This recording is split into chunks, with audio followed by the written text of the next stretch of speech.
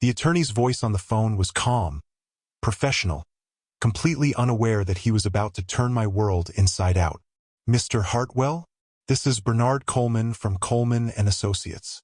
I need to speak with you regarding your father's estate. There has been a development." I almost laughed. A development. My father had been dead for 8 days. His funeral was 4 days ago. I had sat in the back row like a stranger, watched my sister Rebecca inherit the house, watched my mother receive the savings accounts, watched the family I had not spoken to in 3 years pretend I did not exist. There was no development. There was nothing left for me. "I think you have made a mistake," I said. "My father did not leave me anything. I was at the reading of the will. Mr. Hartwell, there was a second will. A private document, held in a safety deposit box that was only discovered yesterday. Your father left specific instructions that it was not to be opened until 1 week after his death. I need you to come to my office. Today, if possible." I did not respond. I did not argue. I just sat there in my tiny apartment in Oakland, the phone pressed to my ear, while Judge rubbed against my legs and purred like he always did when he sensed I was upset. Then he did what he always did when he wanted my attention. He jumped onto the back of my chair, climbed onto my shoulder, and pressed his warm, furry body against my neck. "Judge, the orange tabby cat who had saved my life. The only living creature who had not given up on me. The cat who rode on my shoulder everywhere I went, through the streets of Oakland, to the corner store, to the park, through the ruins of my life. I should have seen it coming. 3 years of signs, all pointing to this exact moment. That morning started like most mornings in my life had started for the past 3 years. I woke at dawn, not because I wanted to but because my body had forgotten how to sleep past 5. The apartment was cold, the kind of cold that seeps into your bones and makes you wonder if spring will ever come. The radiator was broken again, and my landlord had stopped returning my calls months ago. I pulled on a sweatshirt that was more whole than fabric, made instant coffee that tasted like regret, and sat at the window watching Oakland wake up. Judge jumped onto the windowsill beside me, his orange fur catching the first light of day like a small flame. He headbutted my hand until I scratched behind his ears, then did his favorite thing. He climbed up my arm, across my back, and settled onto my left shoulder, his usual perch. His purr vibrated against my neck, a small motor of contentment that had become the soundtrack of my days. "Another day, buddy," I said, reaching up to scratch under his chin. "Think anything good will happen?" He meowed once and bumped his head against my cheek, which I chose to interpret as optimism. Judge was always optimistic. It was one of the many things I loved about him. My name is Garrett James Hartwell, and at 36 years old, I had become everything my father said I would become. Nothing. Nothing except a man with a cat on his shoulder, walking through a city that did not know his name. 3 years ago, I was a rising star at Morrison & Blake, one of the most prestigious corporate law firms in San Francisco. Corner office on the 32nd floor with a view of the bay that made clients feel important and made me feel invincible. 6-figure salary that I never had time to spend because I was always working. Partnership track that everyone said was a sure thing, just a matter of time. I had a wife named Christine who was beautiful and ambitious and exactly the kind of woman my family approved of. We met at a bar association gala, both of us in expensive clothes, both of us saying the right things to the right people. She was an associate at a rival firm, and our courtship was as strategic as our careers. We looked good together. That was what mattered. I had a condo in Pacific Heights with a view of the bay that was even better than my office view. 3 bedrooms, 2.5 baths, a kitchen I never used because I was never home. The mortgage was astronomical, but the address impressed people, and impressing people was the point. I had everything. And then Marcus Webb happened. Marcus was a senior partner at Morrison & Blake, 15 years my senior, the kind of lawyer who won cases through intimidation and connections rather than skill. He had a corner office 2 floors above mine, a client list that generated more revenue than entire departments, and a reputation for destroying anyone who threatened his position. He had been threatened by me from the day I arrived. I knew that. I saw it in the way his smile never reached his eyes when we passed in the hallway, in the way he assigned me to impossible cases and then criticized me when I succeeded, in the subtle comments he made to other partners about my inexperience, my ambition, my hunger. But I never imagined he would go as far as he did. The case was a corporate merger between two pharmaceutical giants, billions of dollars at stake, the kind of deal that made careers and destroyed them in equal measure. I was part of the team, working under Marcus, putting in 100-hour weeks, reviewing documents and drafting contracts. I was good at my job. I was careful. I triple-checked everything because that is who I am. But Marcus made an error. A critical error in the documentation, a misrepresentation that exposed our client to massive liability. When the error was discovered during due diligence, the merger fell apart. The client lost hundreds of millions, and someone had to take the blame. Marcus chose me. He forged my signature on documents I had never seen, documents that contained the misrepresentation. He planted evidence on my computer, files with timestamps that made it look like I had created them alone, late at night without oversight. He found witnesses, junior associates who owed their careers to him, who testified that I had been acting strangely, that I had seemed desperate, that I had talked about cutting corners to meet deadlines. He built a case so airtight that even I almost believed I had done it.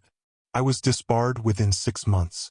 The California State Bar does not take kindly to fraud, even alleged fraud. They have to protect the integrity of the profession, they said. They have to send a message. My appeals went nowhere.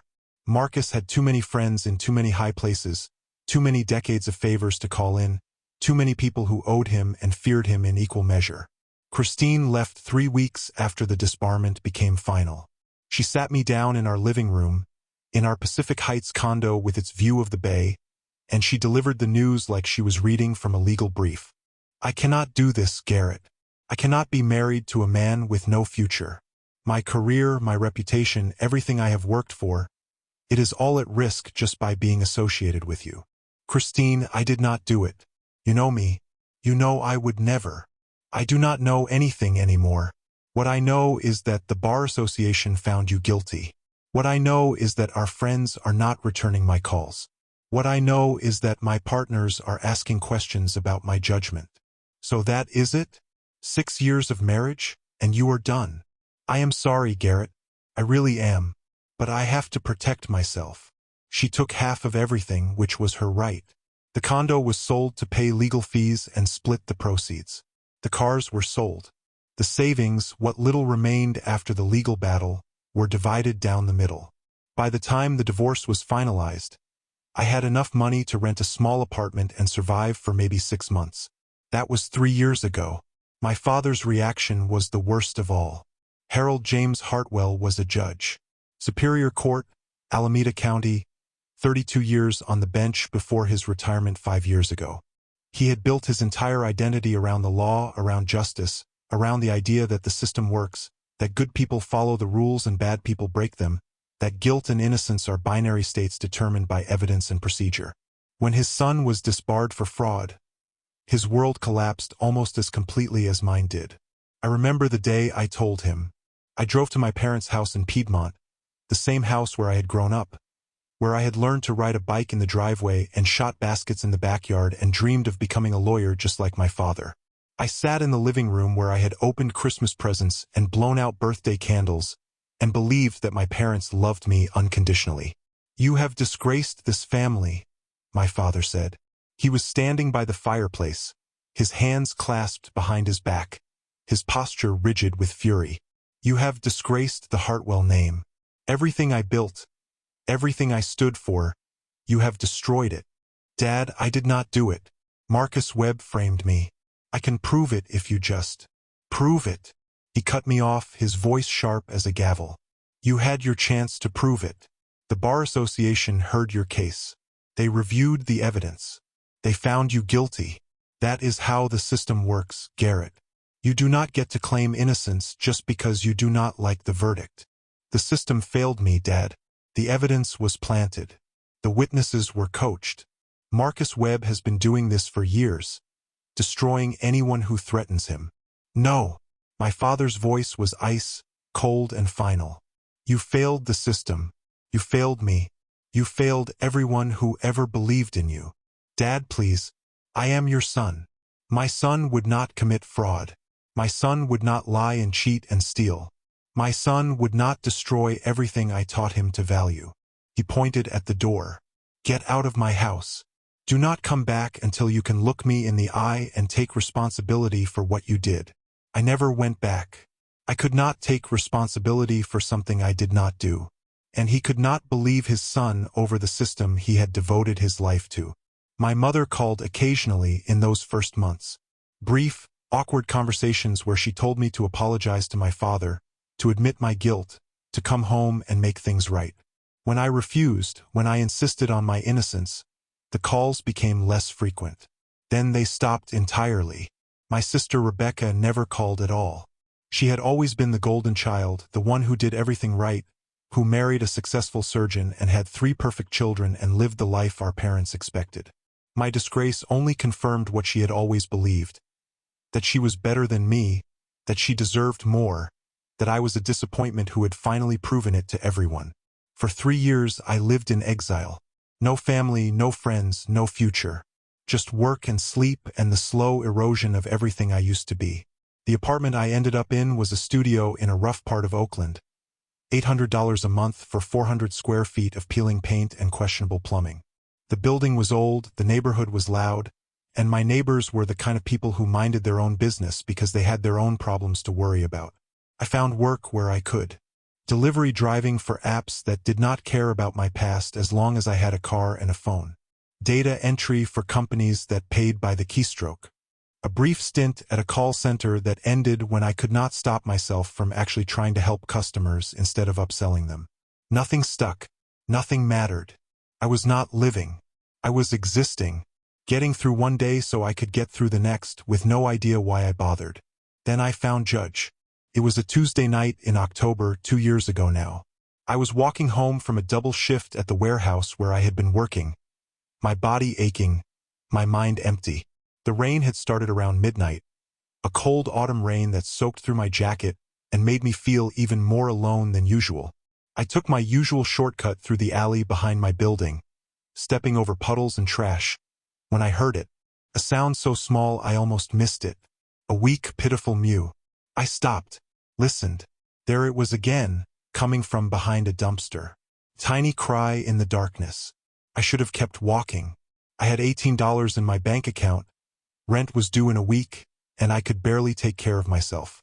The last thing I needed was a problem that was not mine. But I did not keep walking.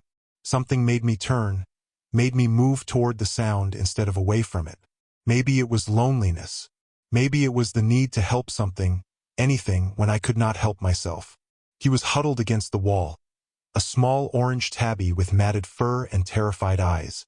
His left front leg was bent at an angle that made my stomach turn, clearly broken, probably from a car or a fall. He was shivering so hard his whole body shook, and when he saw me, he tried to run but could not. "Hey there," I said, crouching down slowly, making myself as small and non-threatening as possible. "Hey, little guy, it is okay. I am not going to hurt you." He hissed at me or tried to, came out as more of a wheeze. He was too weak to even be properly afraid. I took off my jacket and wrapped him in it as gently as I could, cradling his broken leg, trying not to cause more pain. He struggled for a moment, then went limp, too exhausted to fight.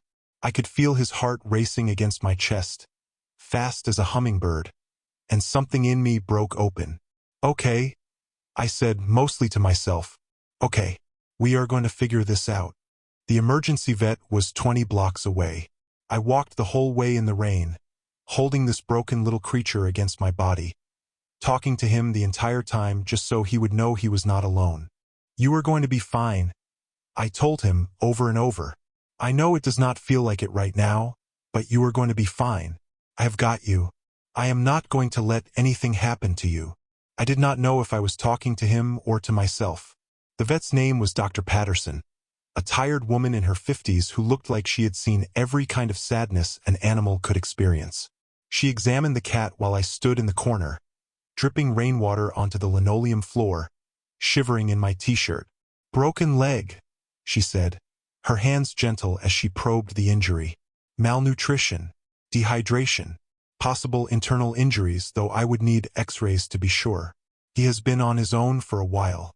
Another few days and he probably would not have made it. Can you fix him?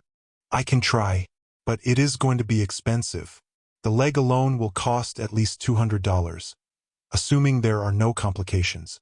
With fluids and medication and follow-up care, you are looking at closer to $300 or $400. I had $18. I had just told myself I could barely take care of myself.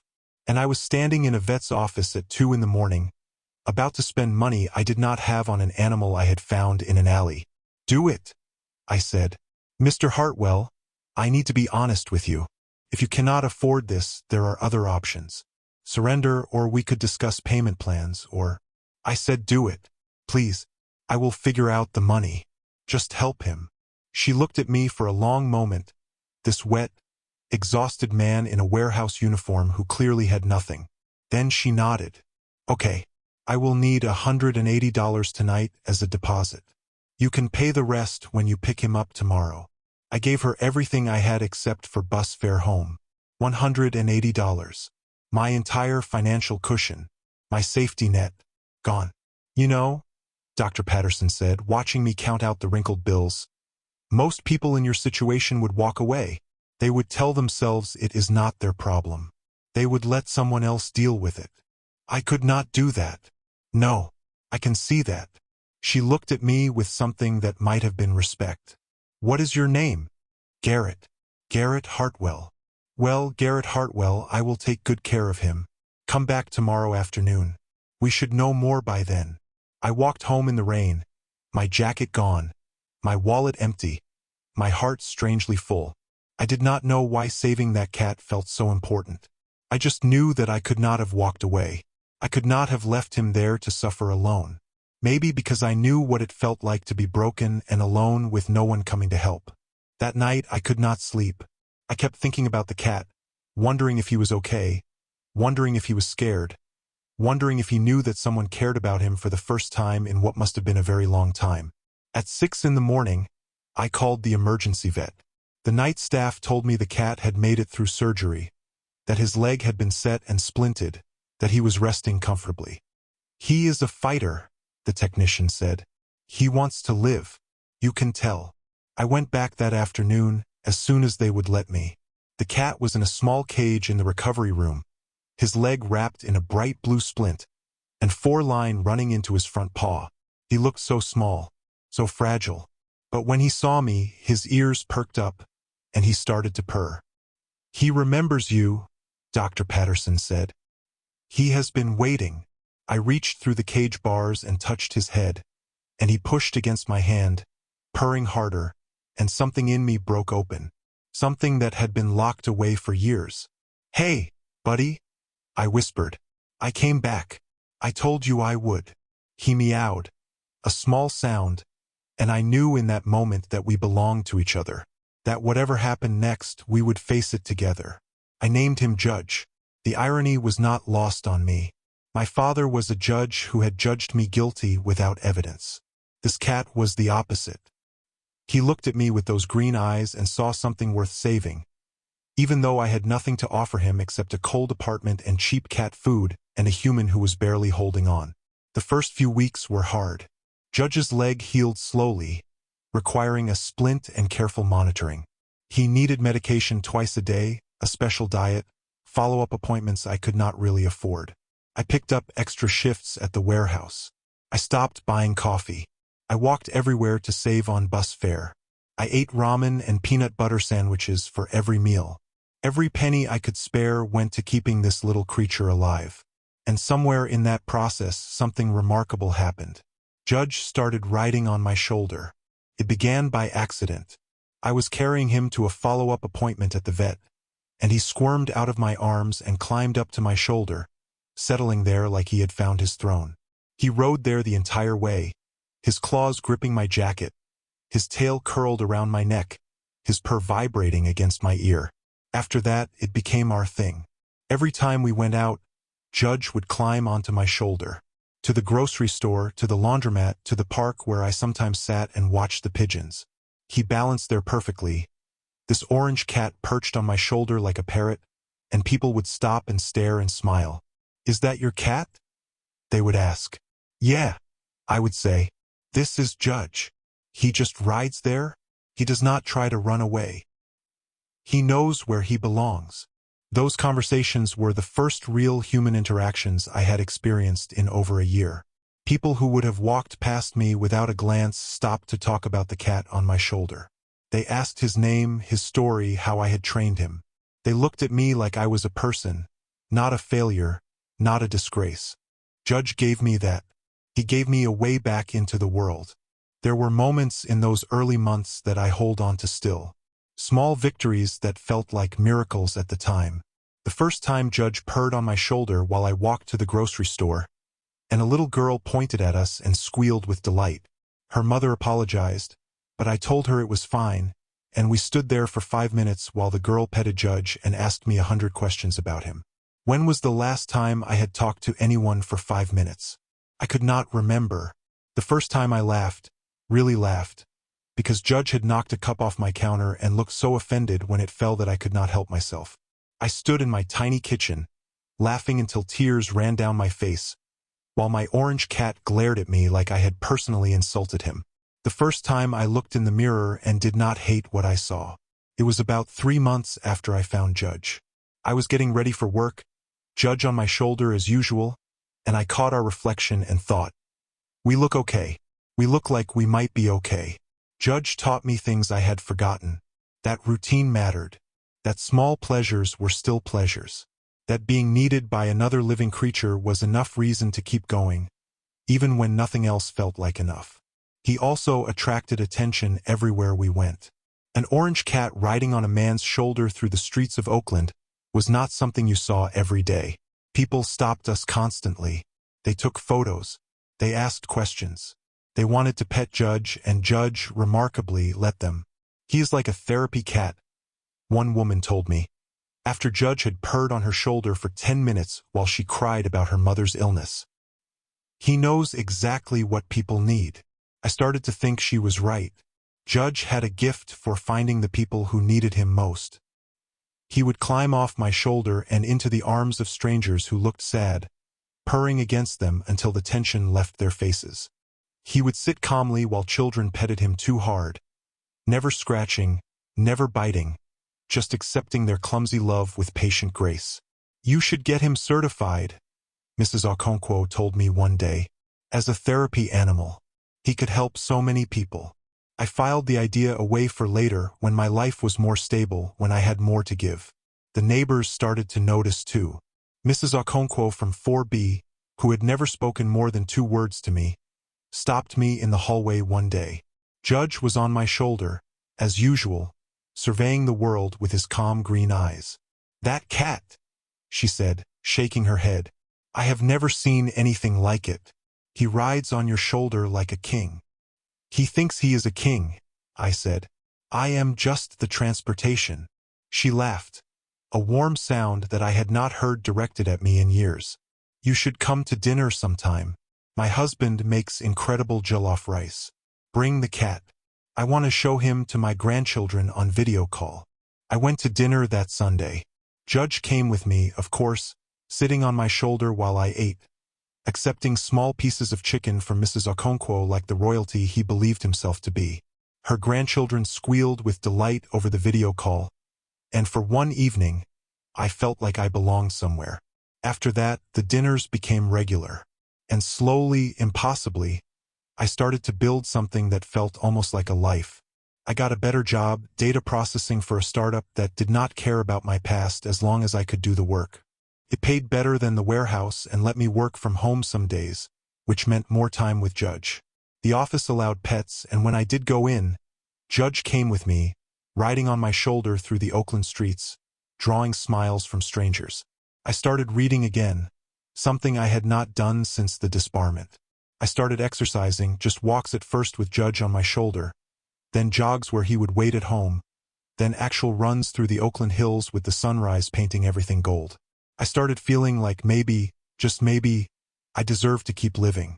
Judge was always there, on my shoulder when I walked to work, on my lap when I watched television, on my chest when I read in bed, his purr like a meditation, his warmth like a promise.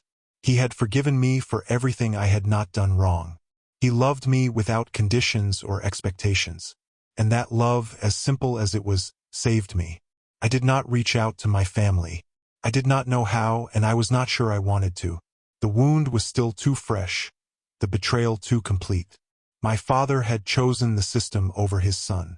My mother had chosen my father over me. My sister had chosen to believe the worst without question. But sometimes, late at night, with Judge purring on my shoulder, I would wonder if they ever thought about me. If my father ever regretted his words. If my mother ever cried when she saw my empty chair at Thanksgiving. If Rebecca ever felt guilty for cutting me out so completely. I told myself I did not care. I told myself I was better off without them. But the truth is harder than that. The truth is that you never stop wanting your parents to love you. No matter how old you get. No matter how badly they hurt you. I found out my father was sick through a Google search. It was 8 months before he died. I was looking up something about the Alameda County court system, research for a project at work, when his name appeared in a news article. Retired Judge Harold Hartwell diagnosed with pancreatic cancer. I read the article 3 times, Judge perched on my shoulder, as if he knew I needed the comfort. Then I closed my laptop and sat in the dark for a long time. My father was dying. The man who had thrown me out of his house, who had called me a disgrace, who had not spoken to me in nearly 3 years, was dying. And I did not know what to feel. I thought about reaching out. I wrote a dozen emails I never sent. I drove to my parents' house twice and sat in my car across the street, Judge on my shoulder, unable to make myself walk to the door. I even composed a letter, handwritten on real paper, that I addressed and stamped and carried in my pocket for a week before finally throwing it away. In the end, I did nothing. Pride, maybe, or fear, or the certainty that he would reject me again, and I was not strong enough to survive that rejection twice. So I watched from a distance, the way you watch a storm approaching on the horizon. I read the updates in the local paper. I drove past the house sometimes, late at night, Judge warm against my neck. I became a ghost haunting a life I was no longer part of. Judge seemed to understand. On the nights when I came home sad and silent, he would climb onto my shoulder and press his forehead against my cheek, purring so loud I could feel the vibration in my bones. He did not judge me for my cowardice. He just loved me through it. My father died on a Thursday. I found out through Rebecca's Facebook post. Our beloved father, Harold James Hartwell, passed away peacefully this morning surrounded by family. He was a man of integrity, honor, and unwavering commitment to justice. He will be deeply missed, surrounded by family, everyone except me. The funeral was held 4 days later, at the same church where my parents had been married, where I had been baptized, where Rebecca had had her perfect wedding. I almost did not go. What was the point? I had been erased from the family years ago. My presence would only make everyone uncomfortable. But Judge looked at me that morning with those green eyes, and I swear he was telling me to go, to say goodbye, to close this chapter even if no one wanted me there. I left Judge at home for the first time in months. I wore the only suit I still owned, a charcoal gray that hung loose on my frame. I sat in the back row, behind cousins I barely recognized and family friends who did not recognize me at all. The service was beautiful in the way funerals for important people are always beautiful. Colleagues spoke about my father's dedication to justice. Friends spoke about his integrity. Rebecca spoke about his love for his family, his pride in his children, his joy at being a grandfather. She did not mention me, not once. My mother sat in the front row, small and fragile in her black dress. I wanted to go to her, to hold her hand, to tell her I was sorry for whatever I was supposed to be sorry for. But she never turned around. She never knew I was there. After the service, there was a reception at my parents' house. I did not go. I sat in my car in the church parking lot and watched the other mourners drive away, and I cried for the first time in years. I cried for my father, who had loved me once, before I became a disappointment. I cried for my mother, who had given me up to keep her marriage intact. I cried for myself, for the life I had lost, for the family that no longer wanted me. And then I drove home to Judge, who was waiting on the windowsill like always, And the moment I walked through the door, he jumped onto my shoulder and pressed against me, and I held him until the tears stopped. The lawyer's call came 8 days later. Bernard Coleman's office was in downtown Oakland, a modest suite in a building that had seen better days. I brought Judge with me because I could not imagine going through anything difficult without him on my shoulder. Bernard did not seem surprised. "Your father mentioned the cat," he said, showing me to a small conference room. "He said you took him everywhere." I stopped. "My father knew about Judge?" "Your father knew about everything, Mr. Hartwell. That is what I need to explain." He gestured for me to sit. "Your father came to me about 2 years ago. He wanted to establish a separate estate document, one that his family would not know about. He was very specific about the terms." "Why would he do that?" "He disowned me. He called me a disgrace." Bernard smiled sadly. "I do not think he disowned you, Mr. Hartwell. I think he was a proud man who did not know how to admit he was wrong. But let me start from the beginning." He opened a folder and withdrew a stack of documents. "2 years ago, your father hired a private investigator. He wanted to know what had happened to you, where you were living, how you were doing. He told me he had not spoken to you in over a year, and he was worried." "Worried?" "He threw me out. He told me I was a disgrace." "I know. He told me that too. And he regretted it every day for the rest of his life." Bernard paused.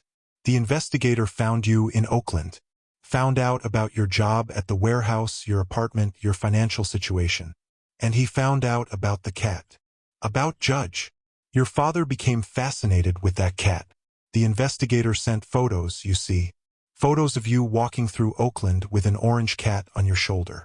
Your father kept those photos. He looked at them every day. I reached up and touched Judge, who purred against my neck. He said the cat changed everything for him," Bernard continued. "He said he watched you spend your last money to save a broken animal, and he realized he had been wrong about who you were. He said that. He said a man who gives everything he has to save something helpless is not a fraud. He said that is the opposite of a fraud. He said he should have known because he raised you and he knew who you really were. But he was too proud to see it." I could not speak. My throat had closed up. "Your father helped you, Mr. Hartwell, anonymously over the past 2 years. Rent payments when you were behind, medical bills for the cat, the security deposit on your current apartment. He even paid for your gym membership. That was him. All of it. He wanted to help, but he did not know how to approach you after everything that had happened. So he helped from a distance, and he watched, and he hoped that someday he would find the courage to reach out. But he never did. No, he ran out of time." Bernard handed me an envelope, yellowed and thick. "He wrote this about a month before he died. He wanted you to have it." I opened the envelope with shaking hands, Judge still on my shoulder, as if he knew I needed him there. "Dear Garrett, if you are reading this, then I am gone, and you are learning things I should have told you myself. I am a coward. I spent my entire career judging others, but I could not face my own son. Let me start with the truth. I know you did not do what they accused you of. I have known for almost 2 years now. After you were disbarred, I could not accept it. Not because I believed you were innocent, but because I needed to believe the system worked. I had spent my entire life upholding that system, trusting it, building my identity around it. If the system could fail my own son so completely, what did that say about everything I had devoted my life to? So I chose the system over you. I chose to believe you were guilty because the alternative was too painful to face. I told myself you must have done something, must have made some mistake, must have deserved what happened. Because if you did not deserve it, then the world I believed in did not exist. I was wrong. I was so wrong, Garrett, and I am sorry. About 18 months ago, I started looking into your case. I hired a private investigator to dig into Marcus Webb. What he found made me sick. The forged documents, the planted evidence, the witnesses who were paid to lie. Your colleague did not just frame you. He destroyed you methodically and deliberately because you were better than him and he could not stand it. I have compiled all the evidence. It is in the safety deposit box along with this letter. I have also sent copies to the California State Bar, to the Ethics Committee, and to journalists who cover legal affairs. By the time you read this, the process to restore your license will already be underway. But that is not why I am writing this letter. I am writing because of the cat. The investigator sent me a photo about 18 months ago. You were walking through Oakland in the rain, and there was an orange cat on your shoulder. The investigator told me the story, how you found him in an alley with a broken leg, how you spent your last money to save him, how you carried him everywhere you went. I looked at that photo for hours. My son, who I had called a disgrace, walking through the rain with a broken cat on his shoulder. My son, who had lost everything, giving what little he had left to save something even more broken than himself. That photo changed me, Garrett. It showed me who you really are. Not a man who commits fraud. A man who saves broken things. A man who gives when he has nothing. A man of integrity and compassion and strength. I named that cat Judge, the investigator told me. I laughed when I heard that. I understood the message, even if you did not mean to send it. Your father judged you guilty. That cat judged you worthy. The cat was right. The cat was right all along. I have watched you for 2 years now. I have seen you rebuild yourself from nothing.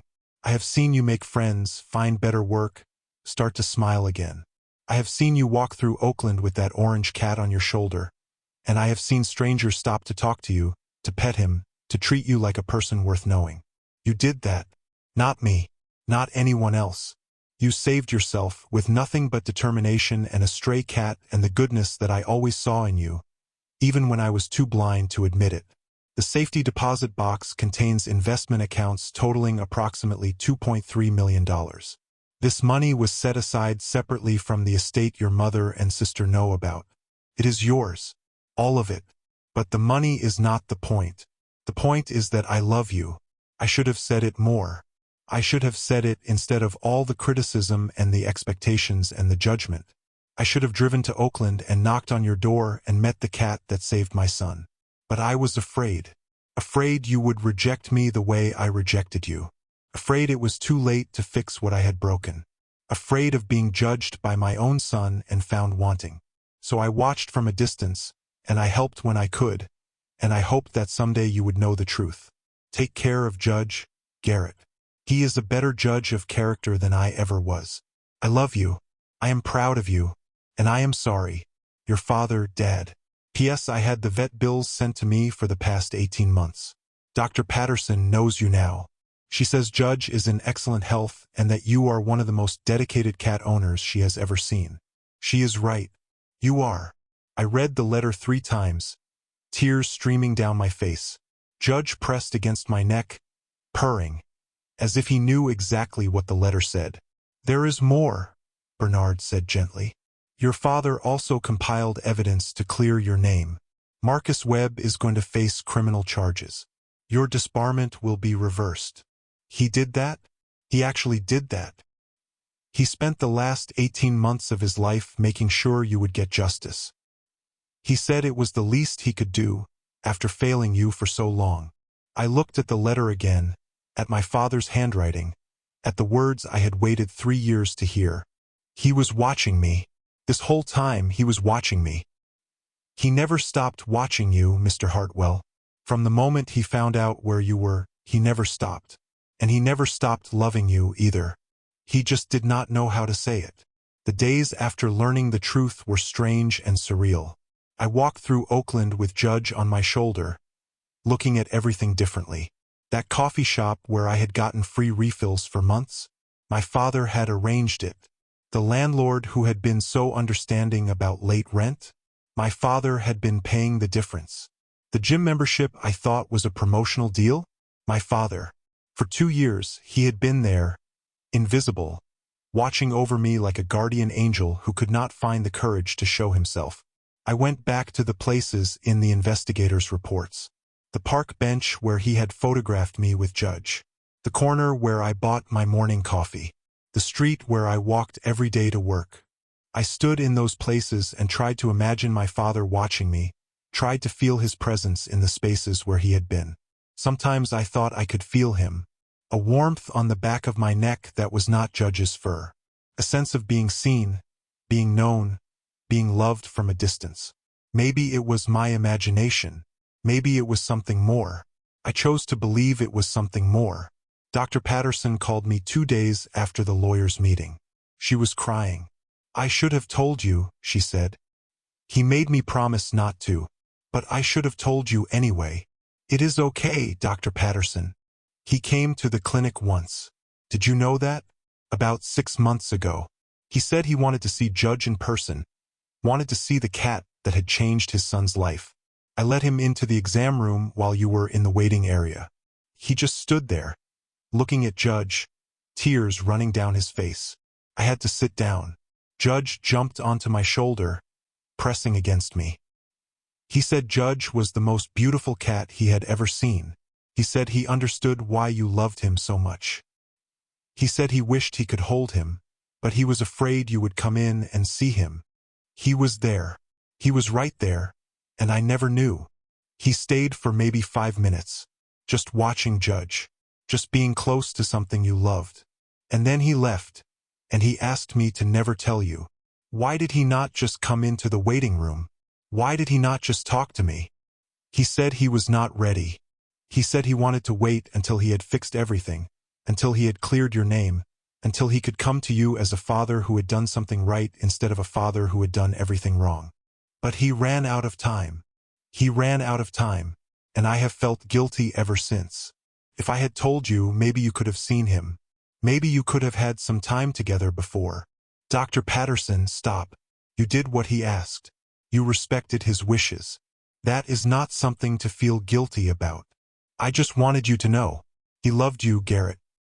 He loved you so much that he spent 2 years watching you from the shadows because he was too afraid to step into the light. That night, I dreamed about my father.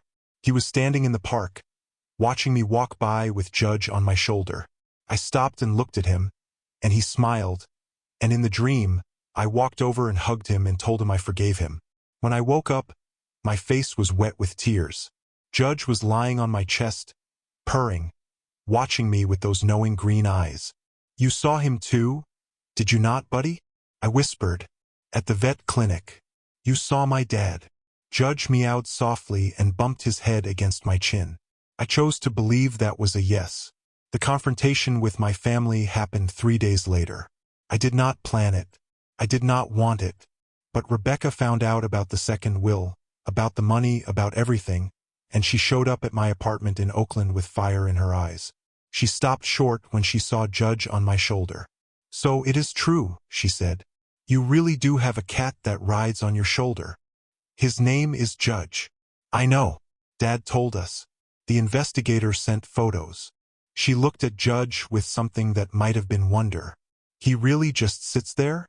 He likes it up here. He can see everything. Rebecca shook her head and pushed past me into the apartment.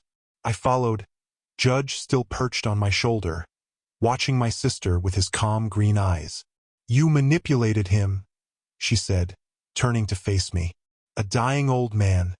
And you manipulated him into giving you millions of dollars. I did not even know he was watching me, Rebecca.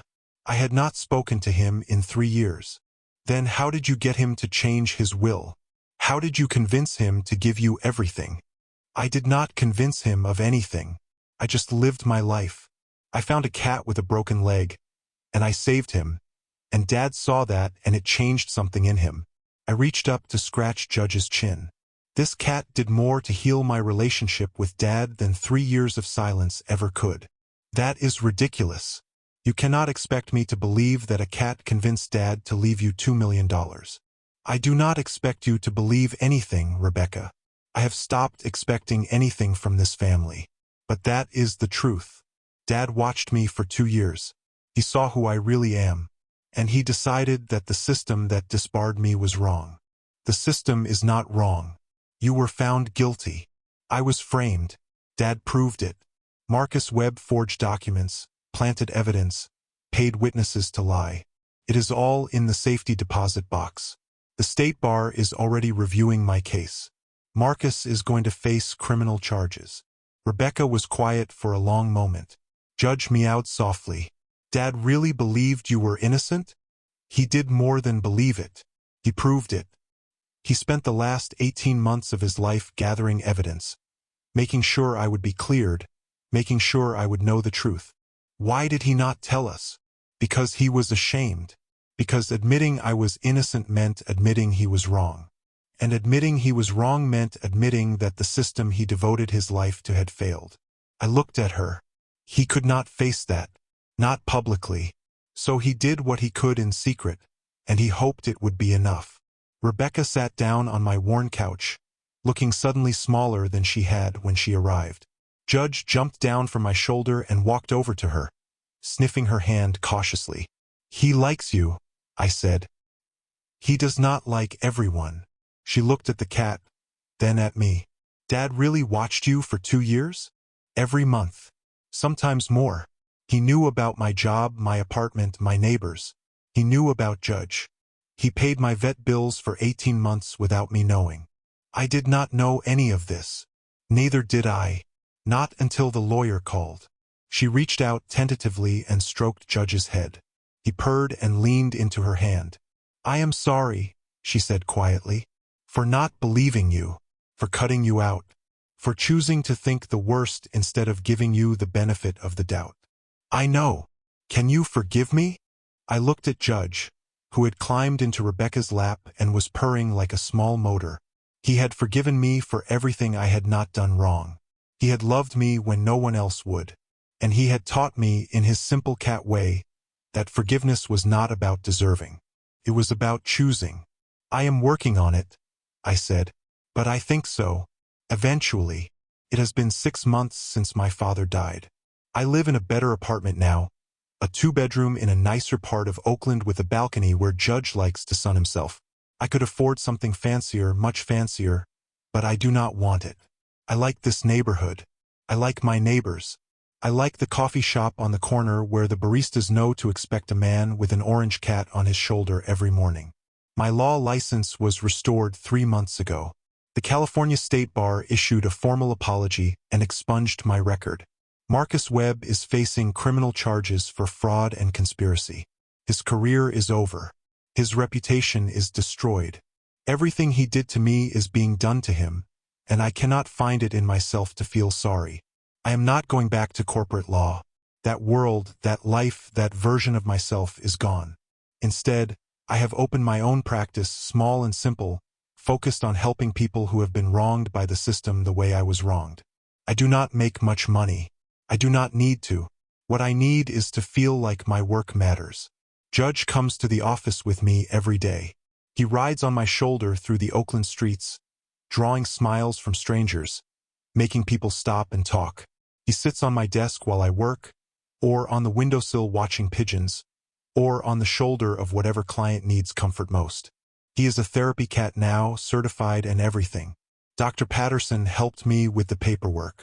She said she had never seen a cat so attuned to human emotions, so willing to offer comfort to anyone who needed it.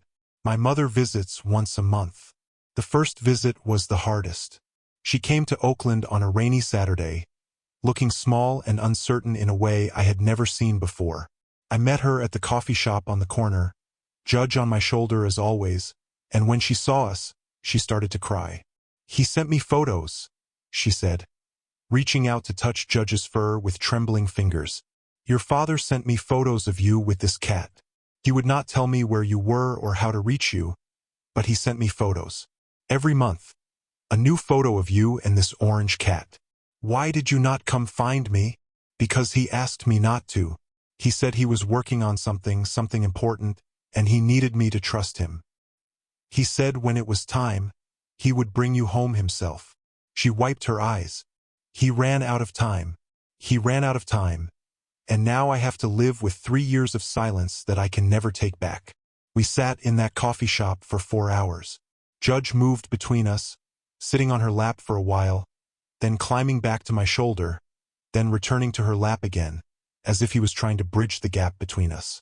She told me about my father's final months, how he had become obsessed with my case, spending hours on the phone with investigators and lawyers, how he had stopped sleeping, stopped eating, driven by guilt and determination in equal measure, how he had kept a folder of photos by his bedside, Photos of me walking through Oakland with Judge, and how he would look at them every night before he fell asleep. He talked to that folder, my mother said. Near the end, when the pain medication made him confused, he would talk to those photos like he was talking to you. He would tell you he was sorry. He would tell you he loved you. He would ask for your forgiveness. I wish I had known. I wish someone had told me. He made us promise. He said if you knew he was dying, you might come out of obligation rather than choice. He wanted to earn your forgiveness, not guilt you into giving it. That is so stubborn. That is so him. I know. She laughed through her tears. Your father was the most stubborn man I ever knew. Even dying, even in pain, he had to do things his way. Judge jumped onto my mother's shoulder then, something he had never done with anyone but me. She froze, startled, and then she laughed again, a real laugh, and she reached up to pet him. Hello, Judge, she said. Thank you for taking care of my son when I could not. Judge purred and pressed his head against her cheek, and something in my chest loosened, some knot of anger and grief that had been there for 3 years. I forgive you, Mom, I said. I forgive you and Dad and all of it. I am tired of being angry. I am tired of being alone. She reached across the table and took my hand, and Judge stretched between us like a furry orange bridge, and for the first time in 3 years, I felt like I had a mother again. Rebecca texts sometimes, awkward exchanges that are slowly becoming less awkward. We are not the family we used to be, but we are something, a work in progress. I keep my father's letter in my nightstand. Sometimes, late at night, I read it again and imagine him watching over me the way he watched from a distance when he was alive. I imagine him seeing the practice, the apartment, the cat on my shoulder. I imagine him being proud. I figured it out, Dad. I say sometimes to the empty room. Judge purrs against my neck. I figured out how to be happy.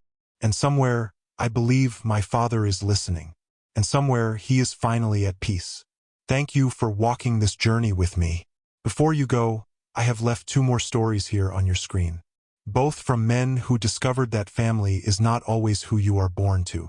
It is who stands by you when the truth comes out. Click on whichever one calls to you. And if you want to join our community of people who understand what it is like to be the outsider looking in, that notification bell is your invitation. Until tomorrow, remember, your story matters, even if they tried to erase it.